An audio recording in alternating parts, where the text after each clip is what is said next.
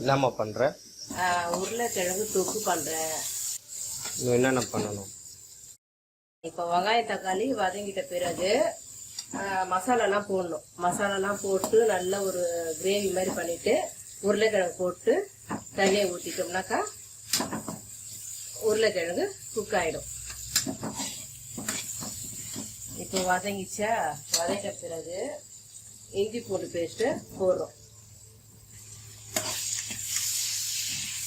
நல்லா வெங்காயம் தக்காளி வந்து பொன்னிறமாக இருக்கணும், கோல்டு கலரில் தேர்த்து பார்த்தியா. அப்போ தான் அந்த பச்சை வாசனைலாம் போகும், நல்லாயிருக்கும். இப்போ வந்து அடுத்து வந்து சிக்கன் மசாலா போட்டால் கலராக இருக்கும், நல்லா டேஸ்டாகவும் இருக்கும். ஓகேவா? கலரை எவ்வளோ கலர்ஃபுல்லாக இருக்கும். மிளகாத்தூள் வீட்டில் அரைச்சா மிளகாத்தூள் கொஞ்சமாக தான் போடணும்.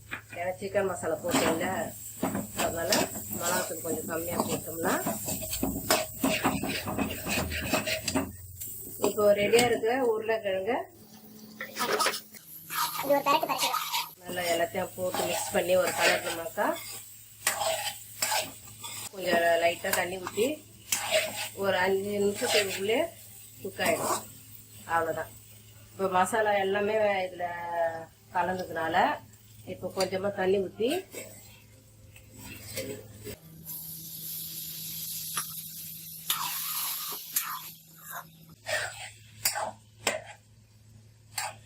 அவ்வளோதான்.